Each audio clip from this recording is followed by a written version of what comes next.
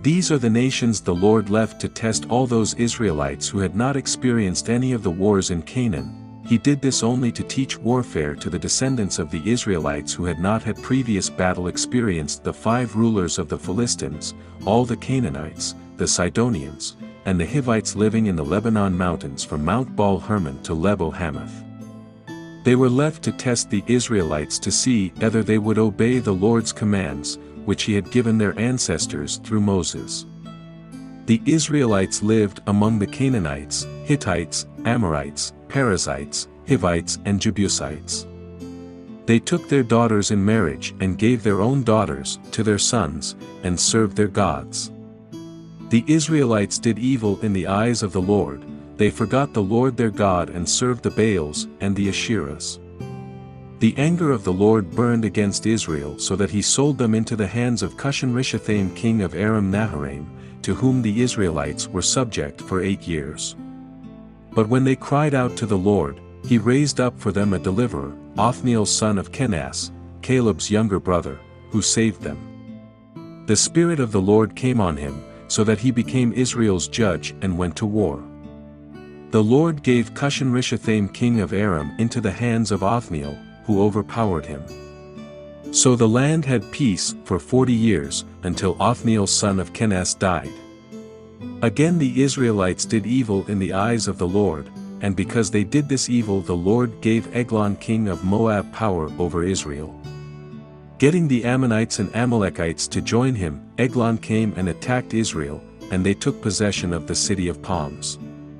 The Israelites were subject to Eglon king of Moab for 18 years. Again the Israelites cried out to the Lord, and he gave them a deliverer, Ehud, a left-handed man, the son of Gera the Benjamite. The Israelites sent him with tribute to Eglon king of Moab. Now Ehud had made a double-edged sword about a cubit long, which he strapped to his right thigh under his clothing. He presented the tribute to Eglon king of Moab, who was a very fat man. After Ehud had presented the tribute, he sent on their way those who had carried it. But on reaching the stone images near Gilgal he himself went back to Eglon and said, "Your Majesty, I have a secret message for you." The king said to his attendants, "Leave us." And they all left. Ehud then approached him while he was sitting alone in the upper room of his palace and said, "I have a message from God for you." As the king rose from his seat, Ehud reached with his left hand, drew the sword from his right thigh and plunged it into the king's belly. Even the handle sank in after the blade, and his bowels discharged. Ehud did not pull the sword out, and the fat closed in over it. Then Ehud went out to the porch. He shut the doors of the upper room behind him and locked them. After he had gone, the servants came and found the doors of the upper room locked. They said, "He must be relieving himself in the inner room of the palace." They waited to the point of embarrassment, but when he did not open the doors of the room, they took a key and unlocked them. There they saw their lord fallen to the floor, dead. While they waited, Ehud got away. He passed by the stone images and escaped to Sirah.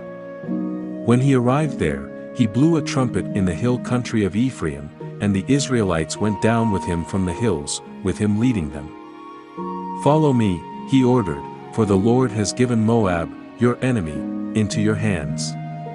So they followed him down and took possession of the fords of the Jordan that led to Moab. They allowed no one to cross over. At that time they struck down about 10,000 Moabites, all vigorous and strong, not one escaped. That day Moab was made subject to Israel, and the land had peace for 80 years. After Ehud came Shamgar son of Anath, who struck down 600 Philistines with an ox goad. He too saved Israel. For watching. Like and comment, so you help the word of God reach more people. See other ways to support our project in the video description.